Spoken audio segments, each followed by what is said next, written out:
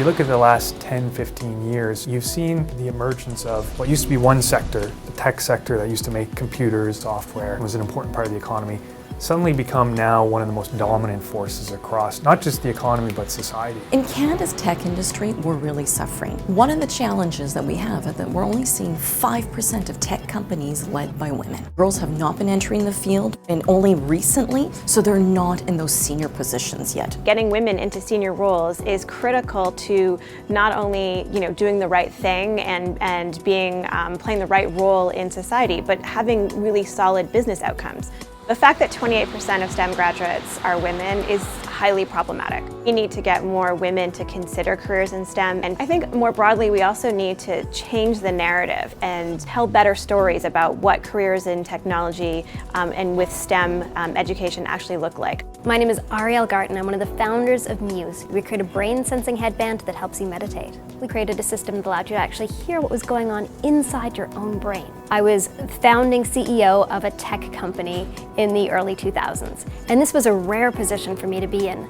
But the funny thing is it never felt rare. Whenever somebody would ask, what's it like to be a female CEO? I would actually get annoyed and say, why are you calling me something different? And then I began to recognize that there actually is an important shift that we need to make, that we need to elevate women and say, you are a female CEO and that matters. Today, I combine all my passions as the CEO of Interaxon, a thought-controlled computing company.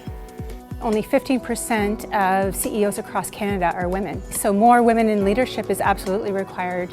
As a corporation, you need to start looking at yourself and changing who you are. How do you encourage, at a very young age, young folks? There's lots of corporations stepping up, holding coding events, women in technology events, inviting young women to play with technologies. We do that here. Please be patient with me. I'm still learning how to understand the human language. The other area is actually changing what we do and taking a hard look at how we recruit and retain our own folks. When you look at the candidates, if there's no women applying for that role, why is that?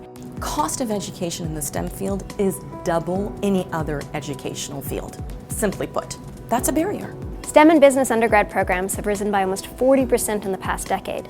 So we need a mechanism to allow those educations to be affordable. Advice to young women in particular, one is really invest in your foundation. The education and those early jobs create foundations that will allow you to succeed long term.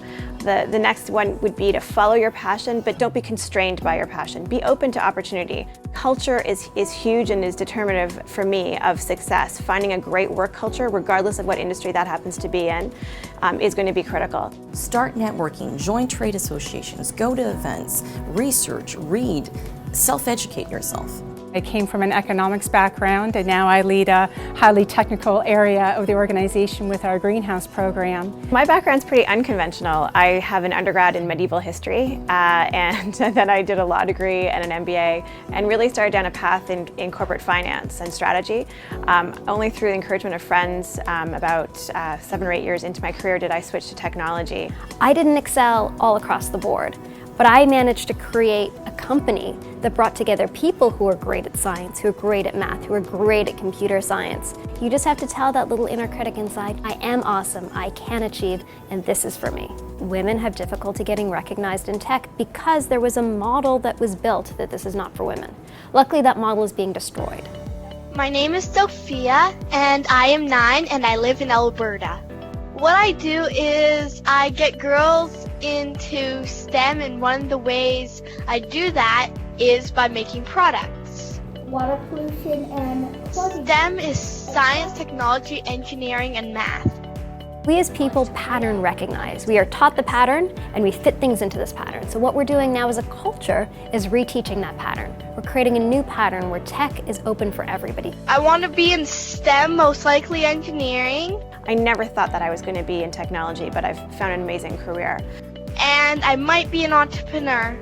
Be ambitious. It's fine for women to be ambitious, and I think that we should be more ambitious.